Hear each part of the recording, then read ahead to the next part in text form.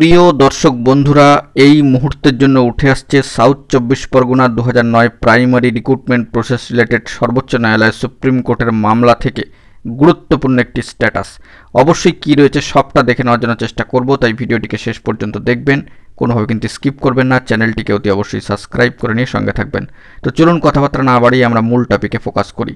বন্ধুরা, south 24 Pargana 2009 primary recruitment process related অত্যন্ত গুরুত্বপূর্ণ মামলার সর্বোচ্চ ন্যায়ালয় সুপ্রিম কোর্টে যে মামলা রয়েছে, যে গুরুত্বপূর্ণ এসএলপি, তার স্ট্যাটাস কিন্তু চলে এসেছে এবং নয়া স্ট্যাটাস আপনারা দেখতে পাচ্ছেন। সরাসরি সিএল নাম্বার কিন্তু চলে আসলো এই মামলায়। 13/5/2025 তারিখে দাঁড়িয়ে যে computer generated tentatively schedule deadline ছিল, সেই আগামী 13/5/2025 ডেডলাইনকে সামনে রেখে এবার গুরুত্বপূর্ণ এসএলপির কিন্তু সিএল নাম্বার আসলো। 58 নম্বর সিরিয়ালে উক্ত দিনের জন্য মামলা কিন্তু অবস্থান করছে এবং তার সাথে সাথে যে সমস্ত কানেক্টেড ম্যাটারগুলো রয়েছে, অর্থাৎ সংযুক্ত যে সমস্ত বিষয়গুলো রয়েছে, সেগুলোও কিন্তু তার সাথে সাথে পরপর রয়েছে। তো আগামী 13/5/2025 তারিখে সর্বোচ্চ ন্যায়ালয় সুপ্রিম কোর্টের দিকে কিন্তু তাকিয়ে থাকবে যোগ্যবঞ্চিত চাকরি প্রার্থীরা, যারা বৈধ পিটিশনার নির্ধারিত কাট অফ ডেটের মধ্যে মামলাকারী বা পিটিশন দাখিল করতে পেরেছিলেন। সেই সমস্ত বৈধ পিটিশনার যারা নির্ধারিত কাট অফ ডেটের মধ্যে মামলা দাখিল করেছেন, তারা কিন্তু তাকিয়ে থাকবেন উক্ত ডেটটির দিকে।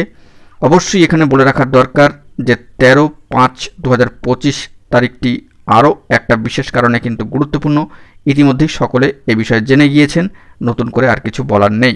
তবে যোগ্যবঞ্চিত চাকরি প্রার্থীদের ফোকাস থাকবে উক্ত দিনে, কারণ সর্বোচ্চ ন্যায়ালয় সুপ্রিম কোর্টে এই মামলায় কিন্তু অবশ্যই সেখান থেকে নিষ্পত্তি হয়ে বেরিয়ে আসা প্রয়োজন। তারপরে আবার মহামান্য কলকাতা হাইকোর্টে জোরদার একটি ফাইট কিন্তু হবে।